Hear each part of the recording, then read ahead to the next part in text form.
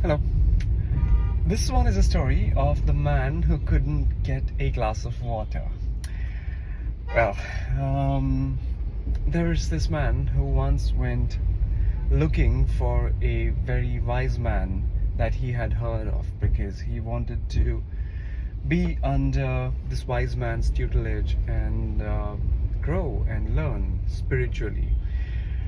Now, to find this wise man, our dear friend had to trek and climb some very difficult mountains because this wise man lived, as we have all heard about many of these, at the top of a mountain, right, doing his penance and basically living his life there in isolation. So our friend trekked up those mountains through storms and snow and hail, and finally got to the top where he saw the wise man. And to his surprise, when he saw the wise man, he was a little taken aback because he didn't look anything like what he'd imagined. This person looked very simple, pretty much like anyone else.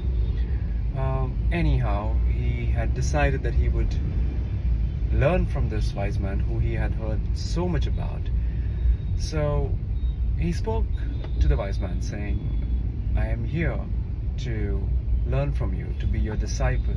Can you please take me under your tutelage and teach me everything that you've learned? So the wise man thought for a minute and said to him, are you sure you're ready? Are you sure you're willing to do this? Because this is something that will need a lot of commitment.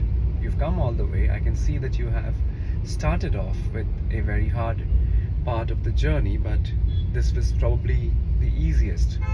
Are you sure you want to do this and spend a lot of your life, possibly your entire life, with me here, learning from me?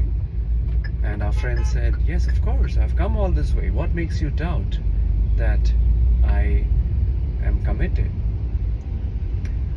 The wise man again thought for a minute and then opened his eyes and said, all right, I just need one last thing from you before we can start off. Go and get me a glass of water from the village which is at the foothills of this mountain. Our dear friend was a little disappointed with this request to start with, because it was just a glass of water that he was being asked for and not anything very significant. And he went like, of course I can do this. This is pretty much nothing, and I would have done anything you would have asked for, and it could have been much bigger, but of course I'll go get a glass of water. So he trekked down the mountain all the way down to the foothills again. It took him many hours and probably days even. And when he got down to the base of the village, he went to the first house that he found there and knocked on the door. A beautiful lady came out and asked him what he wanted. He looked at her, and for a moment he was lost in thought because she was so beautiful that she made him forget what he was there for.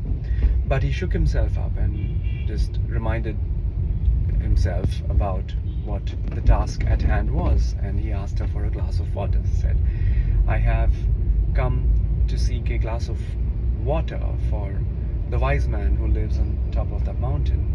Would you mind giving me a glass of water, please? And the lady, of course, agreed, and she went in to get a glass of water. But she also asked him to take a seat and have a glass of water himself, which he couldn't refuse. So he sat down and had a glass of water, which was then followed by a cup of tea, as is, the tradition,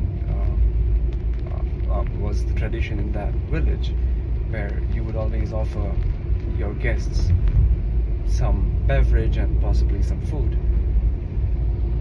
He got talking to the lovely young lady, and one thing led to another, and he ended up staying back for lunch. By the time he was done with lunch, the weather had gotten really tricky, and the lady said to him, why would you want to trek up the mountain in this weather? Why don't you stay back for a bit? You can start early the next morning, and you'll be better off. He agreed, so he stayed back for that night, and he had such a lovely time that the next morning when he woke up, he thought he would stay for a little while longer, and one thing led to another, and he eventually ended up living in that house with that lady, marrying her, having children with her, and life went on. And every once in a while he would remember that he had to go up the mountain with the glass of water, but there would be something that seemed more tempting at that point, more fruitful even, and he would just stay back thinking that he would do it the next day. And so he went through life never getting back with the glass of water. Now, this is so us in so many ways. There are so many things that we want to get to, and the start, often the necessary start, is often very small, but it is also something that we kind of put away for later because we're just waiting to get done with the other things that are easier, more accessible, and more often than not more desirable. And then we get through lives and we come to a point where we ask ourselves as to why we did not get to some of the most important things in our life.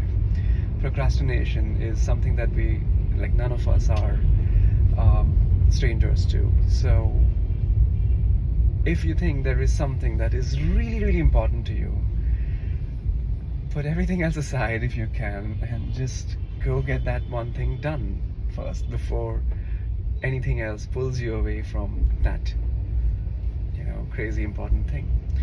And that, my friends, is something that I constantly remind myself, and I hope you agree and maybe take this as something that you consider in your lives as well. The glass of water that you need to get is something that you just have to get to sooner rather than later. In fact, right away, if you can.